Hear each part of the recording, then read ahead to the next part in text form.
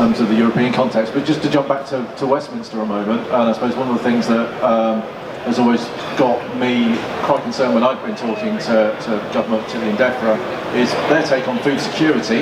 It's not about how much we produce in the UK, it's how many different countries can we source food from.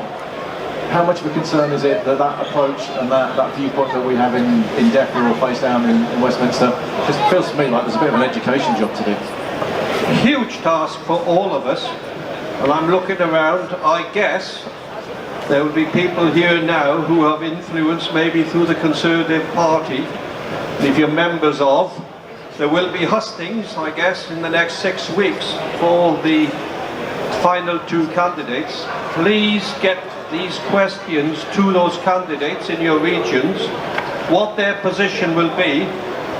So again, if I want a nightmare scenario, it's possible import tariffs into Europe. We could be going through these negotiations at the time of higher inflation, particularly food inflation. There's always the threat in that situation that people will be, government will be happy to scour the world for the cheapest possible food, but they may not consider the standards to which it's been produced. And again, that has got to be a key principle. You cannot open the gateways to imports.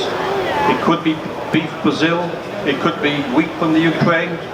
The New Zealanders would love to have an open door policy with us on lamb. So again, these are going to be big issues. So standards, get those commitments from whoever the leader of the party is going to be, or the Prime Minister. If we have that opportunity through hustings in the weeks ahead, we are talking some big issues here. For Thanks, Meurig. We have a question over here. Good afternoon, sir. I would like to ask you something about the question this young man had to you. And he was concerned about young farmers here in England, what would happen the next upcoming years, I think. And you talked about horsepower and intellect. We are from Holland, and we will stand here, and I didn't hear you mention money. Is there money for the farming industry, or for the farmers who will lead losses maybe, or will see the big problems that occur in the next upcoming 5 or 10 years? Will there be money? It's difficult for me to answer whether there will be money.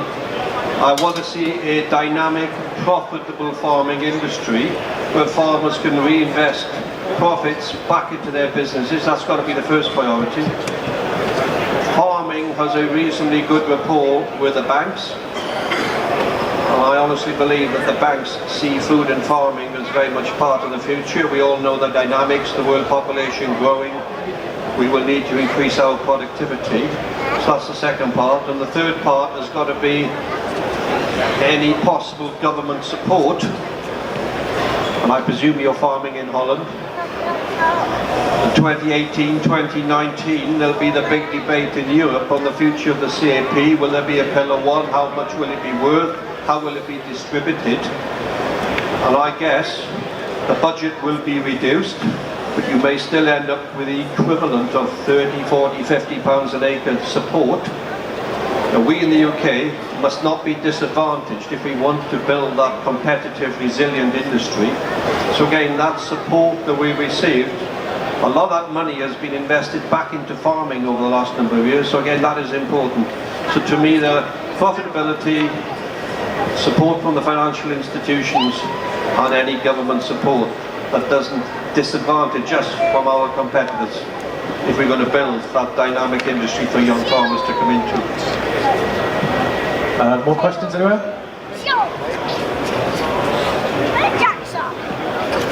One from me. I mean, one thing we haven't kind of touched on too much is just about access to labour and where we're going to get the workforce from. And I guess kind of thinking about the audience was just how much of a challenge is it for you, or worry for you, about where do we get the workforce from on our farms or in the processing sector. So I mean, I know we've particularly kind of talked about the NFU from a horticulture perspective, but what's your wider view on the labour challenge that we face? Again, this is going to be another big challenge for us as a country. As Phil has said, the horticultural sector in particular is totally dependent on those I hate the word migrant, for the non-British workforce, whether it's picking the fruit, harvesting the vegetables. There doesn't appear to be a culture in the UK where people want to do that sort of work. But it's not just on farms. You only need to look into the pack houses. You only need to look into the abattoirs and the meat cutting plants in the UK today, and the majority of the people working there are non-British. So if you want to develop a food processing sector and maintain a food processing sector, that availability of labour is going to be so important. The old seasonal workers scheme worked exceptionally well in the UK as far as the fruit pickers and the farm workforce was concerned. That was abolished 3 years ago, and people talk about control of immigration. The seasonal worker scheme was very much being able to control immigration. People came to the UK for 6 months and then went back to their original countries, and that seemed to work, in my opinion, reasonably well. We've been arguing with government for the last 18 months if they could resurrect something along those lines. Seasonal worker scheme. So again, very much one of our principles from our sort of council meeting last week. And again, it will be an area where you good people can have your thoughts on how are we going to find the workforce, the skills that's going to be required in the months and weeks ahead. So Meurig, I suppose from our viewpoint, from the NFU, our timeline that we're working to in terms of being able to go out and talk to lots of members late summer, early autumn. When can people expect to see you and other office holders out round and about across the country? The plan after the council meeting last Friday is that we'll put together an options paper by the end of July, and by maybe the third week in August we will commence the conversation or the consultation, whichever you call, with our membership in the counties, in the regions, and as office holders, as directors, as the policy team within the NFU, county advisors. We will be setting up those meetings. Please, I beg on you to come to those meetings for maybe the end of August to the end of September, that then we can put together a policy document incorporating those ideas that can be accepted by the NFU Council, the NFU's governing body, towards the end of October.